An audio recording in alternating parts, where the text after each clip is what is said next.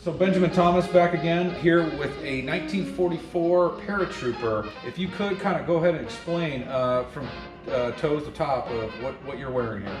Yeah, sure thing. So in 1944 they started switching over to the double buckle boot. A lot of paratroopers didn't like that, so you'll see a lot of pictures and evidence of them using the Corcoran jump boot instead of the double buckles, because the jump boots were their pride. And then you got to go over to your M3 fighting knife and an M8 scabbard, and it's just a regular little strap. Then you have your M43 trousers with your rigger pouches. The pouches were made out of a canvas from normally the GP tents. And then you go on to some of the bags I'm carrying. This one is a GP general purpose bag. It would carry ammunition, supplies, food, water, any extra smoke, grenades, any type of special E you need, special equipment I should say.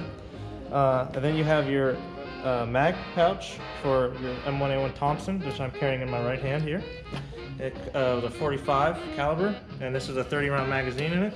You see a lot of NCOs carrying this, and that is what this jacket is. It's a M43 jacket with sergeant rank. And then you go into your web gear, and you have your pistol belt and your M36 suspenders with their first aid pouch. And then when you turn around, you'd start to see my 45 pouch, or holster. And then you have your canteen. And then you have your first aid pouch, your actual one that we carry on your kit. And then your E-tool for digging in trenches, for fighting positions and whatnot. And then you have your musette bag, which is your, today I'd say your haversack, or your rucksack, but this would carry all your other supplies, poncho, and what have you. And last but not least, this is the M1 helmet, and it has the paratrooper variation with the leather chin cup.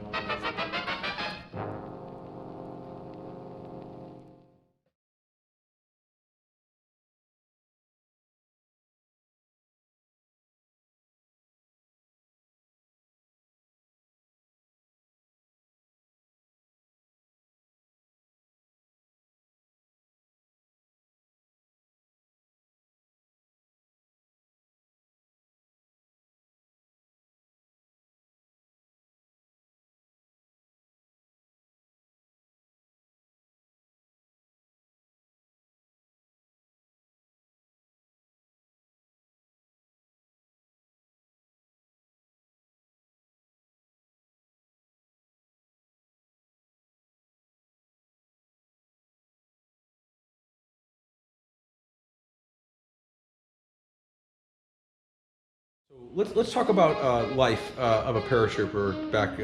Well, let's specifically look at Operation Market Garden. So describe a little bit about life and then the conditions during that time frame. Yeah, sure thing. So at that point of the war, it was getting late. They just got that awesome victory in Normandy. So a lot of guys' morale was freaking awesome. And Patton and MacArthur, they were all telling all the Joes, hey, we're going to be home by Christmas. Don't worry, we're getting there. So a lot of them were super pumped and excited to get it done, but a lot of them were skeptical about the day jump because they have never done one of those before. It ended up being a successful jump, but they ran into a lot of complications. But throughout that, they just did what Joes are used to doing, push it through. Yeah, so a lot of the casualties started piling up for both, really for the Allied forces during this thing. I think numbers similar to 15 to 17,000 forces lost. Maybe tends to take a toll on morale. Thinking, okay, did we start having doubts? But what's one of those things where the proud lineage of the 82nd comes in and it's like, we got to achieve the objective and continue pushing on. Is that something that crosses the mind of the paratroopers and really the Allied forces during this time frame? Yeah, I think so. They were already brought up from World War I and all their successes before, and being the older brother of the 101st at the time, they were just, hey, if we can't get the job done, nobody can. So they had to do it. A lot of times whenever they were liberating these villages and towns throughout Belgium, they were getting kisses and hugs, getting to hold babies. They were like superstars to the populace there. So it kept them going.